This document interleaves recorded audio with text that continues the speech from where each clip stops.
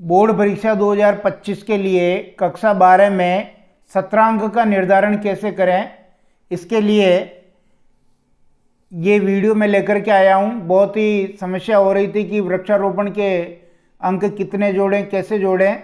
सबसे पहले मैं आपको ले चलूँगा ये विवरणिका जो 2024 और 2025 की बोर्ड ने जो जारी की है। इस विवरणिका में यहाँ आप देखिए ये 17 अंक का कंप्लीट काम कर रखा है कि स्थानीय कितने मिलेंगे, प्रोजेक्ट के कितने मिलेंगे, उपस्थिति के कितने मिलेंगे, व्यवहार के कुल मिलेंगे, व्यवहार के कितने मिलेंगे, कुल अंक कितने मिलेंगे। अब इस 17 अंक के पैटर्न में एक आदेश आया था और उस आदेश के तहत कुछ बदलाव हुए थे। वो आदेश मैं आपको बता देता हूँ।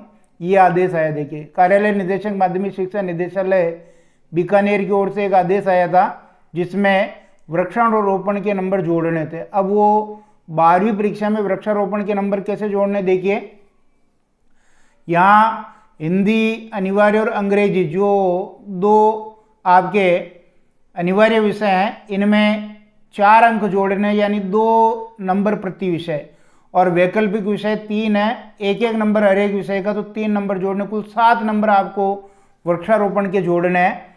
अब यहाँ पर देखिए क्लियर लिख रखा नीचे कि 12वीं कक्षा में 7 अंक सभी विषय में 17 अंक में से वृक्षारोपण के जोड़े जाएंगे, क्लियर लिख रखा है।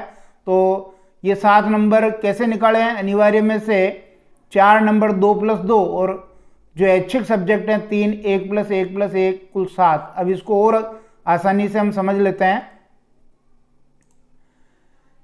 यहाँ पर देखिए 17 अंक निर्धारण जो 2025 कक्षा 12 जो अनिवार्य विषय है कैसे करेंगे, यहाँ मैंने समझाने की कोशिश की है। तीनों टेस्ट आपके 10-10-10 नंबर के हैं और हाफ ईयरली 70 नंबर की, टोटल 100 नंबर हो गए। 100 का 10% निकालना, उसका राउंड ऑफ करना, और प्रोजेक्ट के 4 नंबर, अटेंडेंस यानी उपस्थिति के 3, डिसिप्लिन के 1 और वृक्षारोपण के 2, कुल 20 नंबर आपके अंग्रेजी और हिंदी में 17 अंक के हो जाएंगे। कहाँ माइनस हुआ, प्रोजेक्ट का 1 नंबर माइनस हो गया, दोनों में एक अंग्रेजी में 1 हिंदी में माइनस हुआ, और प्लस कहाँ हुआ, वृक्षारोपण में प्लस हुआ, और यहाँ पर डिसिप्लिन में भी 1 नंबर माइनस हुआ और प्लस कहाँ हुआ, वृक्षारोपण में। इस तरह से 2 नंबर आपके वृक्षारोपण में हिंदी अनिवार्य में मिलेंगे, 2 नंबर वृक्षारोपण के अंग्रेजी में मिलेंगे। तो ये सीट रहेगी। इसी प्रकार इसको हम आगे भी समझेंगे। देखिए यहाँ मैं समझा देता हूँ। यहाँ देखिए ऊपर फॉर्मेट बना रखा मैंने एक्सेल सीट में। अब यहाँ पर जो है फर्स्ट टेस्ट में मान लो किसी बच्चे के 8 नंबर आए, ठीक है। फिर देखिए सेकंड टेस्ट में उसके 9 नंबर आए, थर्ड टेस्ट में मान लो 10 नंबर आए, और हाफ ईयरली में 70 में से उसके 62 नंबर आए, कुल 89 नंबर हो गए। 89 के 9 नंबर आपके चले गए। फिर प्रोजेक्ट में से उसको 4 में से 4 दिए, उपस्थिति के 3, डिसिप्लिन का 1 और वृक्षारोपण के 2 में से 2 दिए। इस तरह उस बच्चे के 19 नंबर चले गए।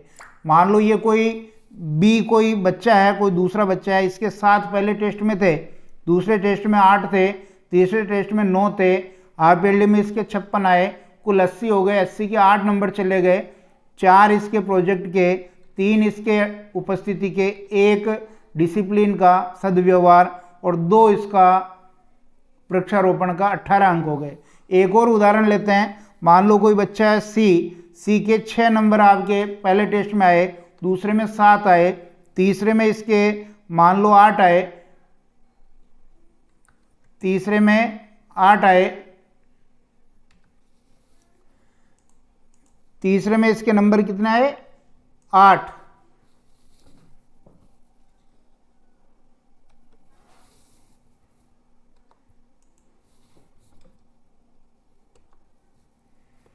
तीसरे में 8 आए, और जो हाफ ईयरली है, हाफ ईयरली में मान लो इसके 45 आए, 45 आए तो कुल 66 हो गए।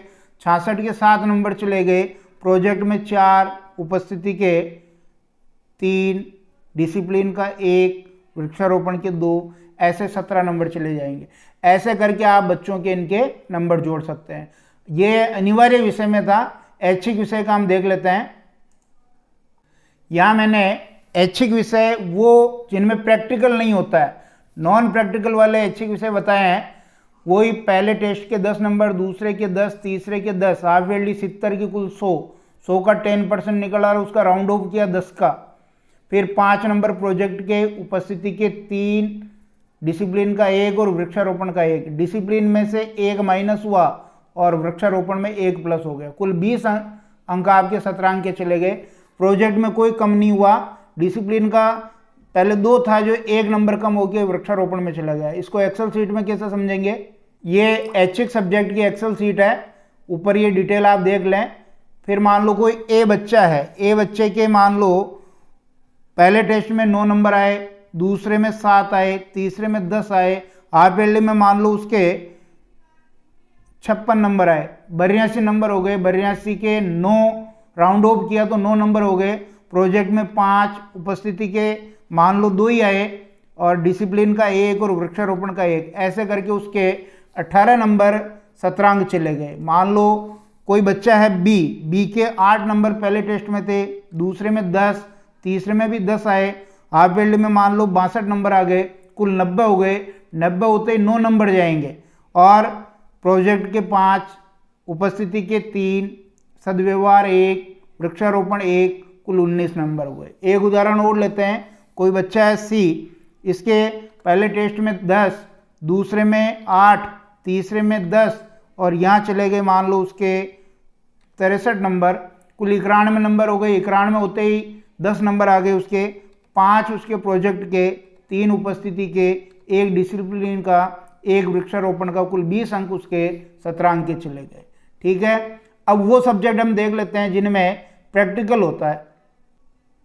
अब ये वो सब्जेक्ट हैं ऐच्छिक विषय जिनमें प्रैक्टिकल 30 नंबर का होता है। अलग अलग प्रैक्टिकल होते हैं लेकिन हम 30 नंबर जिसमें प्रैक्टिकल का होता है वो देख रहे हैं। और प्रैक्टिकल के नंबर शतरांक में नहीं जुड़ते हैं। प्रैक्टिकल के नंबर शतरांक में नहीं जुड़ते हैं। देखिए, फर्स्ट टेस्ट 10 का हुआ, सेकंड टेस्ट 10 का, थर्ड टेस्ट 10 का। हाफ ईयरली 40 प्लस 30 की हुई 30। ये तो रिटर्न था, 40 नंबर का रिटर्न। ये प्रैक्टिकल, प्रैक्टिकल को अपने को नहीं जोड़ना है, केवल 40 को ही जोड़ना है। तो ये हो गई 70। 70 का 10% निकाला, जो भी आएगा राउंड ऑफ किया 7। अब देखिए यहाँ पर प्रोजेक्ट जो है वो 2 नंबर का हो गया, उपस्थिति के 3, डिसिप्लिन का 1, वृक्षारोपण का 1, कुल 14 नंबर शतरांक चले गए। प्रोजेक्ट पहले 3 नंबर का होता था, 1 नंबर यहाँ से घटा दिया और डिसिप्लिन 1 का ही था और ये यहाँ 1 जोड़ दिया। तो कुल मिला के प्रोजेक्ट 3 का था जो अब 2 का होगा और वृक्षारोपण में 1 नंबर जुड़ गया, कुल 14 हो गया। एक्सेल सीट में इसको समझ लेते हैं। ये जो प्रैक्टिकल सब्जेक्ट है, 30 नंबर वाले प्रैक्टिकल सब्जेक्ट, यहाँ मैं समझाने की कोशिश कर रहा हूँ। कोई बच्चा है ए, पहले टेस्ट में आया उसका 10, दूसरे में आया 9, तीसरे में आया 8 और अब यहाँ अपने को केवल रिटर्न वाले, थ्योरी वाले जो हैं वही जोड़ने हैं। 40 में से मान लो उसके आगे 36 जैसे आए तो उसके हो गए 63। 63 का 10% 6.3, राउंड ऑफ किया 7। प्रोजेक्ट में हमने दे दिए 2, उपस्थिति में उसके 3, डिसिप्लिन का 1 और वृक्षारोपण का 1। उस बच्चे के 14 में से 14 अंक चले गए। कोई बच्चा है बी, उसके 7 नंबर पहले टेस्ट में, दूसरे में 8, तीसरे में 6 और हाफ ईयरली में लिखित में 40 में से लाया मान लो वो 31, 52 नंबर हो गए। 10% 5.2 और राउंड ऑफ किया 6। प्रोजेक्ट में देखिए 2, उपस्थिति मान लो कम आया है, उपस्थिति के 2 ही जा रहे हैं, डिसिप्लिन का 1, वृक्षारोपण का 1, 12 नंबर उसके शतरांक चले गए। एक और उदाहरण लेते हैं। कोई बच्चा है सी, 9 नंबर पहले टेस्ट में, दूसरे में भी 9, तीसरे में 10 और हाफ ईयरली में वो 40 में से, लिखित परीक्षा में 40 में से मान लो लाया वो 38, 66 नंबर हो गए। 66 का 7 हो गया और प्रोजेक्ट में देखिए 2, उपस्थिति में लाया वो 3, 1 डिसिप्लिन सदव्यवहार कर, 1 वृक्षारोपण का, कुल 14 अंक उसके चले गए। ऐसे हम उसका शतरांक गणना कर सकते हैं। एक चीज़ आपको और नोट करनी है, ये देखिए यहाँ पर, यहाँ बता रखा है कि वृक्षारोपण के कुल 7 अंक सभी विषय में मिलाकर देने हैं और अनिवार्य विषय में 2 इंटू 2 4 नंबर देने हैं, ऐच्छिक विषय में 3 इंटू 1 यानी 3 ऐच्छिक विषय हैं, हर विषय में 1 नंबर, कुल 3 नंबर देने हैं, कुल 7 नंबर आपको देने हैं। ठीक है, निश्चित रूप से आपके सत्रांक संबंधी कोई समस्या हो रही होगी तो वो दूर हो जाएगी। फिर भी कोई दिक्कत है तो आप कमेंट बॉक्स में ज़रूर बताएं। धन्यवाद।